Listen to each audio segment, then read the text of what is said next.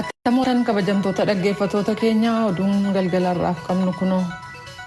Raayyaan ittisa biyyaa bulchiisa naannoo Tigraay keessaa kaba'ee deemsa baatii tokko caalaa fudhateen ta'uu fi gama adda afuriin ta'uu muummichi ministeeraa Abiy Ahmed har'a ibsanii jiru.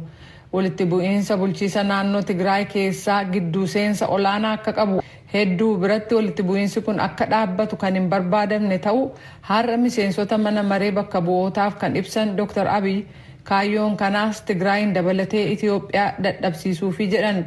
Kana laalchisee gabaasaa Kennedy Abaate Finfinnee irraa ergi Tujubee dhiyeessa. Manni maree bakka bu'oota uummataa waggaa 5ffaa waggaa hojii 6ffaa irratti walgahii xumuraa geggeessa irratti kan argaman muummichi ministeeraa Abiy Ahmed gaaffii miseensota mana maree biraa ka'eef ibsa bal'aa kennaniiru.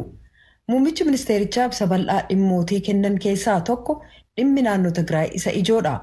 Mootummaan federaalaa raayyaa waraana isaa naannoo Tigraay keessa baasuuf kan murteesse qorannaa irratti hundaa'uudhaan ta'uu kan ibsan muummichi ministeerichaa murtii kanarra ga'uuf seera Itoophiyaa duraanii dabalate yeroo dhiyoof fagoo keessatti seenaa biyyoota waraansa keessa darbanii qoratamu dubbatan.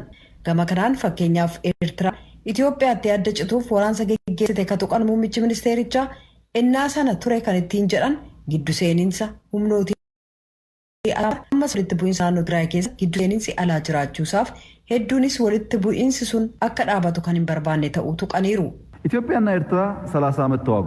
መቼም ኢትዮጵያና ኤርትራ 30 ዓመት ሲዋጉ ሁሉ ሐሳብ፣ ሁሉ ፍላጎት፣ ሁሉ ትጥቅ፣ ሁሉ በጀት የነሱ ነበር ብለን ኤርትራፍ ኢትዮጵያን ወጎተ ሶዶማፍ ወልወራናን ኤጋን ኢትዮጵያን ጎተ ሶዶማፍ እና ወልወራናን ያዲ መርትኑ ፈዲን ሁንዱምቱ ሂዳኖን መርት በጀት መርትኑ ከንሳኒ ቱሬ ጀኔ ኦፊ ኬኝን ጎወምስን ዱበ ኬኝ ሁምኖተ ጉርጉዶቱ ቱራን ስሪት kan margatan Eertiraa shee dadhabdeef unkutoof Itoophiyaa shee dadhabdeef unkutoofte uuman namaaf qabeenyaa hedduutu dhume haala Tigraay kan ammaa innaa laalu akka tilmaama kootti walitti bu'iinsi sun akka dhaabatu qaamni barbaadu hedduu miti.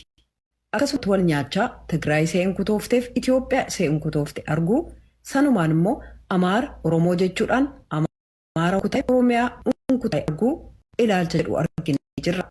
Innaa alabaan immoo Yukireeniin argineerra maaltu ta'aa jira achitti Yukireen bahaaf biyya keenya maqabaat kan ta'aa wal fakkaata taatoleen booda jiran maal fakkaatu Yukireen irratti haala ta'uuf deebiin kennamuuf Itoophiyaa irratti haala ta'uuf ilaalchi kennamu dhimmuma wal fakkaatuuf deebiin kennamu walirraa fagoodha jedhan. Aangawoonni TPLF irra deddeebi'uun ibsa kennaniin raayyaan waraana Itoophiyaa Maqalee dabalee naannoo sana keessaa kan ba'e injifatame jechuun ibsanis muummichi ministeera Abiy qorannaa geggeessine jedhanii taasise mootummaan waraana gamasii baaseef yeroon haralfii ni barbaachisa ka jedhuuf akkasumas Itoophiyaa rakkoolee kabiroo ishee mudateef fuulleffachuu yaaduudhaan jechuudha irra deddeebi'uun dubbataniiru. Kunis utuu murtaa'een dura kutaalee hawaasaa naannoo Tigraay adda addaa waliin akkasumas miseensota kaabinee mootummaa isaanii hoggana waraanaa waliin hedduun geggeeffamuusaa ibsaniiru. Raayyaan waraana naannoo Tigraay dhiisee kaba'e murna afuritti ramee adeemsa baatii tokko ol fudhateen dubbataniira. Yeroo Waxabajjii 14 waliin kan walqateen ibsa kennirratti filannoon sun kan milkaa'eef kabarsiisellee ture jedhanii kanaafis uummaticha paartilee siyaasaaf boordii dabalatee qaamota adda addaa galateeffataniiru. Caasaan mootummaa kanan gammatti ture akka itti fufee mootummaa isaanii akka hin ta'in ibsuudhaan paartileen siyaasaa filannoo irratti hirmaatan akka hirmaannaa isaaniitti caasaa raawwatiinsa hojii mootummaa keessatti kan haammataman ta'uu dubbataniiru. Qusannaa baasii akka sababaatti lafa kaa'uudhaan muummichi ministeerichaa embaasiileef waajjiraalee qoonsilaa 60 jiran keessaa kanneen 30 ta'an cufamuu akka qaban ibsaniiru. Weerara COVID-19 walqabatee waggaa 5f kan filameef heerarra taa'ee kan jiru caalaa waggaa 6ffaaf kan ture manni bakka bu'ootaa walga'iisaa adaa arfaffaa har'a geggeesseen bajata qarshii biliyoona 61.67 raggaasisee jira. Dhukaasa dhabiinsa tolfameen raayyaan ittisaa magaalaa Maqalee keessaa hordofee kan mootummaan Itoophiyaa garee shororkaatti jedhu TPLF magaalaa Maqalee fi magaalaalee kanneen biroo naannoo irratti haleellaa geessaa kan jiru ta'uu qulqulleessaan odeeffannoo labsii yeroo hatattamaa beeksisee jira. Maqalee fi magaalota kanneen biroo keessatti bulchiinsa yeroo ta'ee fi raayyaa ittisaa waliin wal taatan kan ittiin jedhe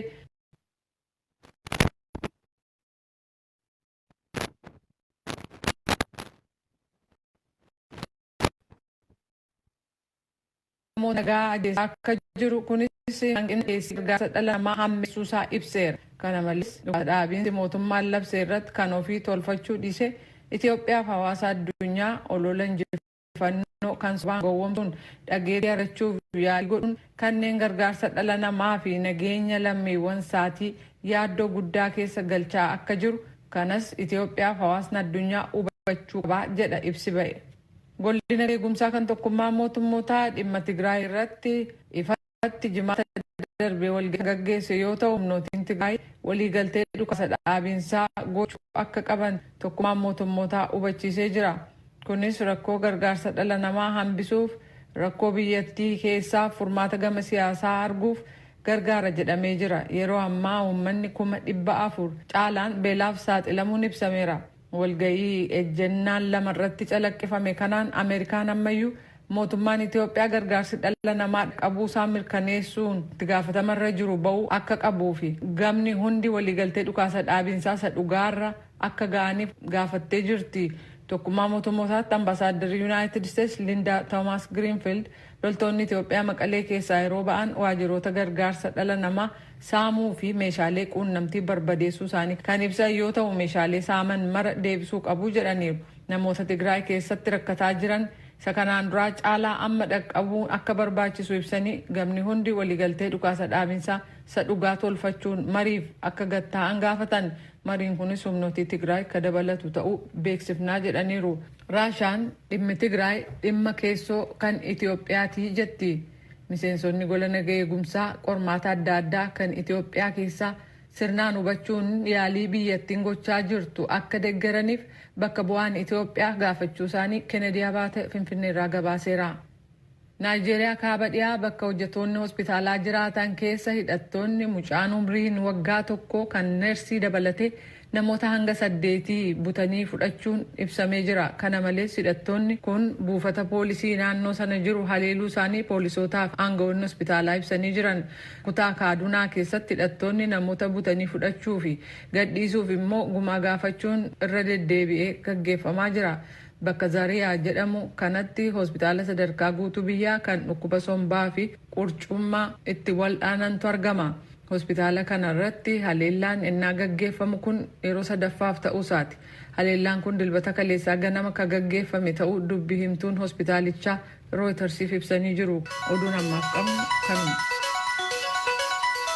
Kadhagaa jirtan as Waashingtan DC irraa kadabru raadiyoo sagalee Ameerikaa sagantaa afaan Oromooti.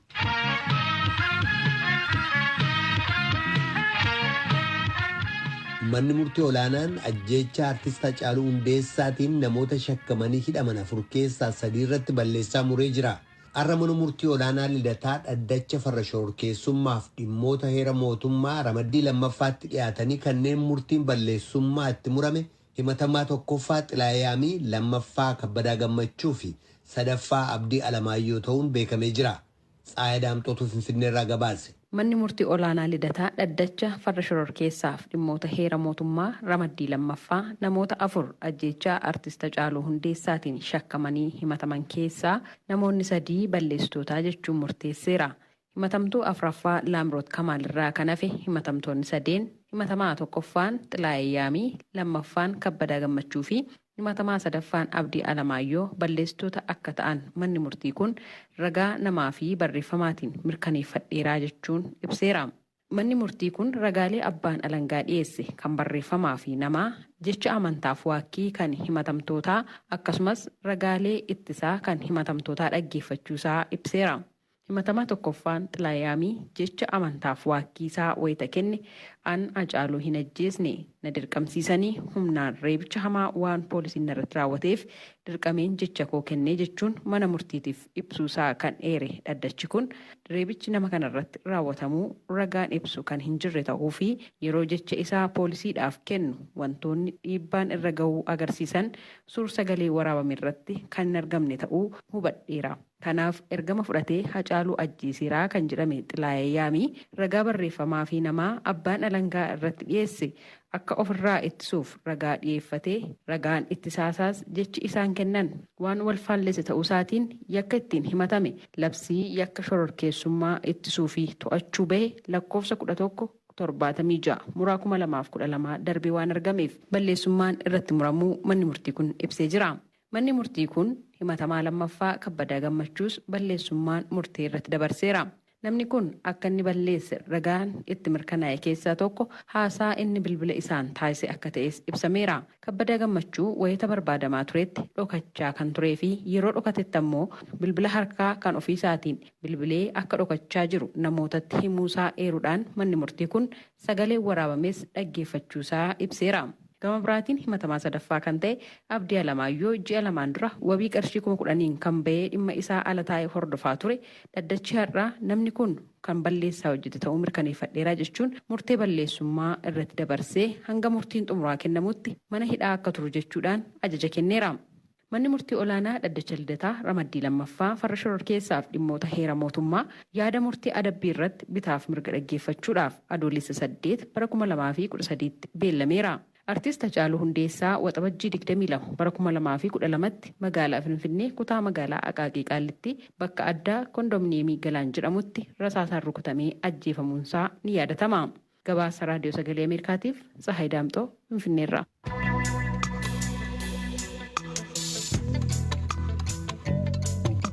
Hiwaatiin karoogganamu mootummaan naannoo Tigraay lola dhaabinsa mootummaan Itoophiyaa ammaan dura labsee faalduree lafa kaa'uudhaan deebii kennee jira. Mootummichi naannoo Tigraay ibsa baaseen humnoonni Eertiraaf naannoo Amaaraa naannoo sana keessa akka ba'an naannicha keessatti baladii sadarkaa addunyaa geggeessuu dabalatee walquunnamtiileen hundinuu akka banamanii fi qaamni humna nageegumsaa mootummaa kamiyyuu Tigraay akka hin seenne kanneen jedhan dabalatee haal dureelee tarree jira. Gabaasaa Mulgeetaa Tsibahaa Bafqaaduutu dhiyeessa. Yeroo ammaa mootummaa naannoo Tigraay kan bulchaa jiru addi bilisa baasaa saba Tigraay labsii dhukaasa dhaabuu mootummaan federaalaa Itoophiyaa baase irratti deebii kenneen rakkina karaa nagaatiin hiikuu irratti akka ejjennootti waan itti amanu ta'uusaa ibsee dhukaasa dhaabuudhaaf garuu haala dureewwan guutamuu qaban jiru jechuudhaan qabxiiwwan gaaffii isaa tarreesseera. Haala dureewwan ilaalchisee ibsi ba'e kun akka jedhetti haala dureewwan tarreessaman kana keessaa inni jalqabaa loltoonni mootummaa Eertiraa fi hidhattoonni mootummaa naannoo Amaaraa wal loliinsaan dura bakka turanitti deebi'uu akka qaban ibse qaamoleen humna tikaa mootummaa Eertiraa Itoophiyaa keessa waan jiraniif isaanis bahuu qabu jedheera. Akkasumas fuulduratti mariin mootummaa Eertiraa waliin taasisamu yoo mootummaa naannoo Tigraayin xumura argate qofaa jedha ibsichi. Tigraay keessatti yakka waraanaa raawwatamee fi duguuggaa sanyii taasifame irratti warreen hirmaatan hoggantoonni mootummaa Itoophiyaa fi Eertiraa akkasumas qaamoleen biroo garee mootummoonni gamtoomanii dhaabuun qoratamanii yoo sadarkaa addunyaatti itti gaafatamanidha jedha. Gargaarsi namoomaa karaa geejjibaa hundaanuu fe'amee warreen gargaaramuu qabuu fi yoo ga'uu danda'e namoonni qe'ee isaaniirraa buqqa'anii bakka turanitti deebi'anii miidhaa isaanirra ga'ee fi yoo beenyaan kaffalameef qofa akka ta'e gaafateera ibsichi. Tajaajilli hawaasaa ibsaan, bilbilli, baankiin, balaliin xiyyaaraa, barumsi, tajaajilli fayyaa fi daldalaa ittuu walirraa hin citin yoo hawaasa qaqqabuu danda'e. Akkasumas balaliin xiyyaaraa sadarkaa addunyaa yoo buufata xiyyaarota naannoo Tigraay keessa jiran irraa jalqabameedha jedha. Itti aansuudhaanis baajanni mootummaan federaalaa bara 2013 akka lakkoofsa biyyaatti Tigraayiif ramade kallattiidhaan mootummaa sabaan filatamee fi akka galii ta'uu qabu gaafate humni tikaa mootummaa federaalaa kamiyyuu yoo Tigraayin hin seenu ta'e murtii dhukaasa dhaabuu fudhannaa jedheera. Gaaffichi itti fufuudhaanis seeronni fulbaana yookiin maskaramii 25 as bahan akka fudhatama hin qabanne yoo taasifamanii fi seeronni Tigraayin ilaalchisanii bahanii yoo haqamanidha jedheera. Kanumatti dabaluudhaanis hidhamtoonni siyaasaa lammiilee Tigraayii fi warreen biroo yoo hiikaman qofaa jedha. Dhumarrattis haaldureewwan caqasaman kun hundi hojiirra ooluu isaanii qaamni hordofu yoo kan mootummoota gamtoomaniitiin hoogganamu ta'e qofaa kan dhukaasa dhaabuu dandeenyu jedheera ibsi mootummaa naannoo Tigraay irraa ba'e kun. Kanuma walqabatee ibsi adda bilisa baasaa saba Tigraay irraa ba'e kun akka dabalee jedhetti yeroo ammaa dhaabichi naannoo Tigraay caalaadhaan waan to'achaa jiruuf qaamoleen gargaarsaa fi miidiyaa Tigraayin seenanii socho'uu ni danda'u jechuu isaa gabaasni Mulgeetaa Tsibahaa Maqalee irraa VOA'dhaaf gabaase ibseera. Dhimma aldureewwan dhukaasa dhaabuu kanaan walqabate ibsa mootummaan naannoo Tigraay baase kana keessatti akka caqasametti Waraanni mootummaa federaalaa Tigraay keessaa kan ba'e mo'atameeti malee qotee bulaadhaaf yaaduudhaaf miti jedha. Mootummaan federaalaa Itoophiyaa haaldureewwan mootummaan naannoo Tigraay dhiyeesse kanarratti kallattiidhaan deebiin kenne amma ammaatti nu ga'uu baatus muummicha ministeeraa dabalatee aangawoonni mootummaatii fi waraanaa sababa dhukaasa dhaabuu irratti ibsa kennanii turan. Akkuma kanaan muummeen ministeeraa Abiyyi Ahmad torban darbee turtii gaazexeessota biyya keessaa waliin taasisan irratti ibsa kennaniin sababa mootummaan federaalaa waraana isaa Tigraay keessaa baase yommuu ibsan raayyaan ittisa biyyaa Tigraay keessatti dugda duubbeedhaan waan itti dhukaasamaa tureef deebisanii uummata irratti dhukaasanii saba wajjiniin wal dhabuu waan hin barbaannee fi akka ta'e caqasanii sabni Tigraay yeroo haara galfii argate akka itti yaaduudhaafi jedhan. Sanaan alatti immoo ganna kana keessaa waan dursi kennuu fi nurra jiru waan qabnuuf qarshii keenya, nama keenya, hidhannoo keenya qusannee gara isa caaluutti yoo xiyyeeffanne wayyaa kan jedhuudhaafi jedhaniiru. Akkasumas deetaan ministeera dhimma alaa mootummaa Itoophiyaa Ambaasaadder Redwaan Huseen dhiibbaan hawaasa addunyaa waan cimaa deemeef akkasumas qotee bultoonni carraan hojii qotiinsaa akka mijatuuf barbaachuu isaaniitiif dhukaasa dhaabuudhaa fi murtii raayyaa waraanaa baasuu fi sababa ta'uu isaanii dubbatanii murtichi murtii siyaasaatii jedhanii turan. Qondaaltota waraanaa keessaas Leetanaa Jeneraal Baacaa Dabalee ibsa torbee darbee gaazexeessootaaf kennan irratti addi bilisa baasaa saba Tigraay yeroo ammaa sadarkaa yaaddessaa ta'e keessaa baheera. Waan Itoophiyaa yaaddessu gochuu hin danda'u. Kanaafuu naannoo Tigraay baanee dhimma yaaddessaa ta'ee fi qophaa'uun barbaachisaadhaa fi dirqama waan ta'eef jechuun isaanii ni yaadatama. Dhaggeeffatoota keenya dhimma kana ilaalchisee mootummaa federaalaa Itoophiyaatii fi mootummaa Eertiraarraa deebii argachuudhaaf yaaliin goonee hin milkoofne. Fuula duratti akkuma deebii arganneen isinii dhiyeessuu yaalla. Kadhagaa jirtan raadiyoo sagalee Ameerikaa sagantaa afaan Oromooti. Yuunivarsiitiin Amboo barattoota haaraa 3,500 ol simachuusaa beeksisee jira. Barattoota simataman keessaa hagi tokko ganna yeroo barattoonni eebbifamanitti mooraa yuunivarsiitii seenuun keenya nu ajaa'ibsiiseera jechuudhaan raadiyoo sagalee Ameerikaatti himan. Vaayirasii koronaa ittisuudhaaf eeggannoon taasisamu laaffataa jira jechuudhaanis dubbatanii jiru barattoonni kun. Naakoor Malkaatu Amboorraa gabaase. Yuunivarsiitiin Amboo barattoota haaraa barana gara mooraa seenaniif simannaa taasisuu isaa beeksisee jira. Haala simannaa barattootaa ilaalchisuun pireezidaantiin Yuunivarsiitii Amboo isaan haaraa dhiyeenya muudaman Dr. Baay'isaa Lataa ni dubbatu. Kana bara 2013 barataa haaraa waxabajjii 24-25 simannee jirra. Barattoonni keenya mallee seenaa jiranii. Guyyaa lamaan sunitti barattooti gara yuunivarsiitii keenyatti ramadaman haaraa 3,500 ol ta'an simachaa jirra. Barattoota kana akkuma beekamu barnoonni bara kanaa xiqqoo sababa dhibee COVID wal qabatee of eeggannoo guddaadhaan kan adeemsifamu ta'a. Naannolee Itoophiyaa garaagaraa irraa gara Yuunivarsiitii Amboo barattoota dhufan keessaa hagi tokko waqtii gannaa mooraa Yuunivarsiitii barnootaaf seenuu isaanii ilaalchisee waan itti dhaga'ame ibsanii jiru. Ibrahim Nuuroo Muummee godina Harargee Bahaa Baddannoo Araddaa Jibiyyaa. Aniin dhufee akkasitti barana sababa koronaa fi hanqanaa irraan ka'e yeroo dabarsinee ganna samarii istuudantii taane dhufnee jechuudha gadda hono torbee tokko caallee eegalune amma hono har'as geenye jechuudha ammoo bareedduudha ammoo haalli jireenya si qilleensi si Harargee waliin fakkaata baay'ee bareeda. Siman bareeda ture bakka haala gaariin isa faamismeesanii jira. Ganna waan tolu ture garuu gaamaal goona haara yeroo tanaan dhufe yeroo tuga kana nu godhe malee sila waan tolu bareeda haalli qilleensaatii fi bareeda ture. ስሜ ምህረት ታደሰ ይባላሉ። የመጣው ከደብረ ታቦር። ምህረት ታደሰን jedhama ደብረ ታቦር irraan dhufe haalli baruuf barsiisuu amma hin eegalamne osoo bona barannatee ganna kana warra keenyatti deebinee isaan gargaarra turre sababa COVID-19 haalli baruuf barsiisuu ni ulfaata jedhee yaada jedhe. Maqaan koo Tsiyoona Baatiin jedhama. Godina Buna Beddellee magaalaa Beddellee irraan dhufee kannaan dhufuun baay'ee cimusi kaayyoo keenyaaf jennee bakka galma keenyaaf jennee dhufneerra jechuudha. Yeroo baay'ee teenyerra garuu baay'ee mana ta'us baay'ee namatti cima garuu kutannoo keenya kaayyoo keenya boriitiif jennee garuu dhufneerra jechuudha.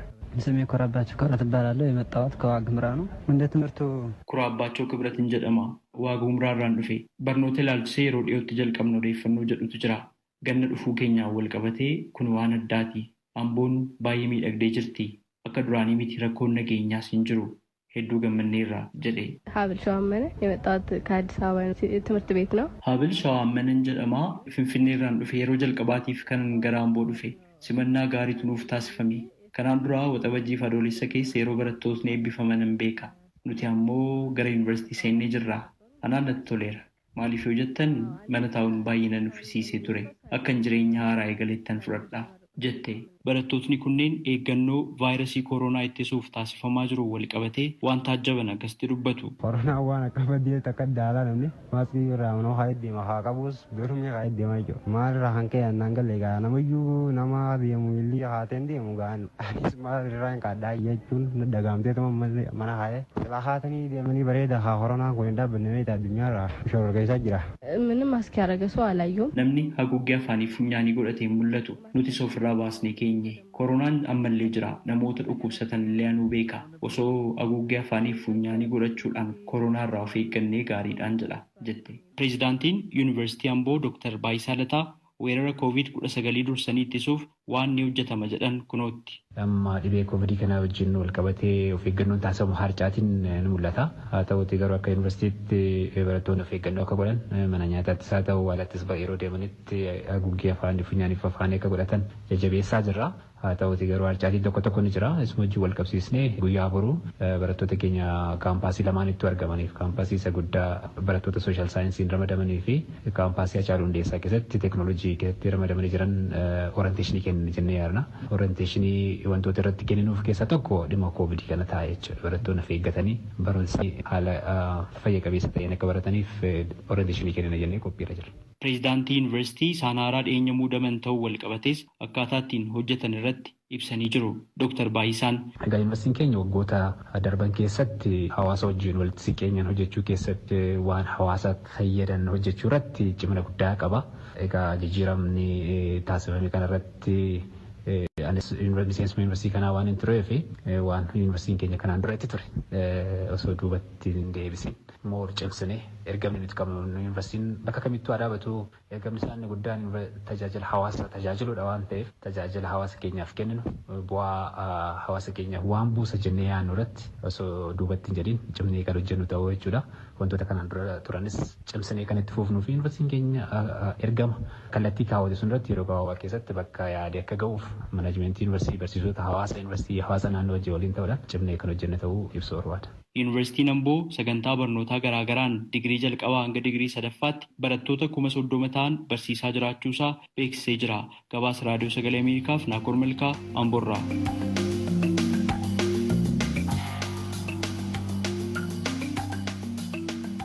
Kun Waashingtan DC irraa kan dabru Raadiyoo Sagalee Ameerikaa sagantaa Afaan Oromooti.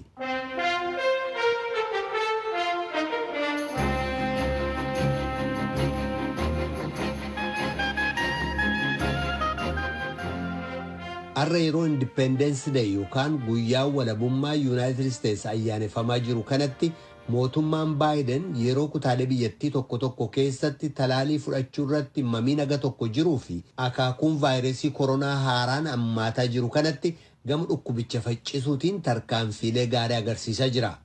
Gabaasaa Jesus Meen Oonii tujubeetu dhiyeessa. Adoolessi 4 guyyaa United States ayyaana walabummaa ishee itti kabajjedha. Ayyaana yaadannoo hundeeffama biyyattii kan waggaa 245ffaa. Waggaa kan adda citee ka ture maatiin walitti dhufee ayyaaneffannaan hawaasaa deebi'ee haara'ee jira. Pireezidaantiin Yuunaayitid Isteetsi Joo Baayidaniif giifti dureen Jiil Baayiden namoota yeroo balaa dursanii birmatan 1,000f aangawoota waraanaa Waayit Haawusitti afeeruudhaan irbaata waliin qooddachuun kan waggaa waggaan innaa ayyaana walabummaa geggeeffamu agarsiisa xaaxee bakka itti dhiyoo jiru naashinaal mool bakka jedhamurraa daawwataniiru. Niiwuurk keessaa xaaxeewwan 65,000 halkan edaa xaaxeffamuuf dhiyaatanii jiran. Hawaasaaleen gurguddaaf xixiqqoon guutummaa biyyattii keessaa agarsiisa ofii isaanii qopheeffachuudhaan galgala kaleessaa xaaxee xaaxessuun ayyaana kana kabajan. Maatiiwwan hedduunis boroo ofii isaaniitti wal ga'uudhaan firoottanii firiyoottan baatii hedduuf wal hin argin turan waliin wal ga'anii jiran. Kaan isaanii erga vaayirasiin koronaa Yuunaayitid Isteetsi keessatti argame baatii bitootessaa bara 2020 qabee wal hin argin turan. Waggaa tokko dura ka turetti adda ka ta'e sanbataa qabee lammiiwwan Ameerikaa miliyoona 47tti hedaman xayyaara yookaan konkolaataadhaan imaltuu kadhaqan ta'uu waldaan awutoomobilii Ameerikaa beeksisee jira. Kunis kan waggaa darbeerraa dhibbarraa harka 40 ol guddate. Folks, we're heading into a very different summer compared to last year. A bright summer. Lammiiwwan ka waggaa dabree waliin ennaa wal bira qabamee ilaalamu bona baay'ee adda ta'etti deemaa jirra. Bona ifaa kadhannaa keenyaan bona gammachuu ta'uuf jira. Waggaa darbee yeroo akkasii lammiiwwan Ameerikaa hedduun guyyaa walabummaa biyyattii haala itti kabajame qabbanaa ture yookaan qaruman kabajin hafan. Kunis biyyattiin weerara COVID-19 yeroo lammataaf waan ishee mudateef jecha. Hoogganaan waaltaa dhukkuboota daariqaaf alerjii Dr. Anthony Fauci innaa sana akkas jedhanii turan. We have now a very large outbreak. There have been, as you probably know, close to 140,000 deaths. Amma weerara guddaan nu mudatee jira. Tarii akkuma isin beektan namoonni 140,000 ta'an du'aniiru.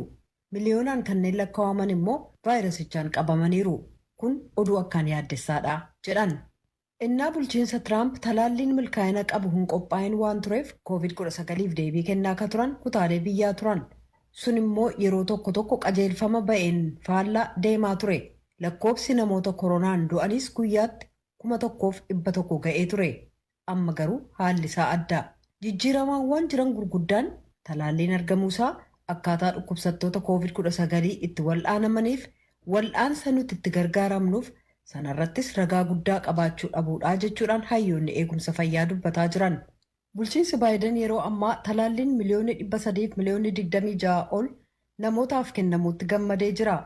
Dhibbarraa harka 54 kanneen ta'an lammiiwwan Ameerikaa guutummaan tallaalamanii jiru. Garuu shakkiin tallaalicha ilaalchisee ammayyuu jira.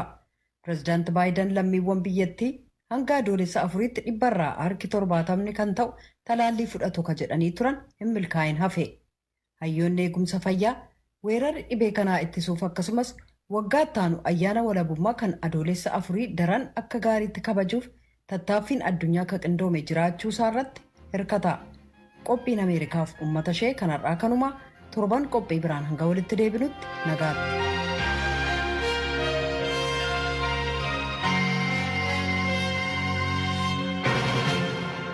Raadiyoon Sagalee Ameerikaa galgala keessaa saalamaa walakkaa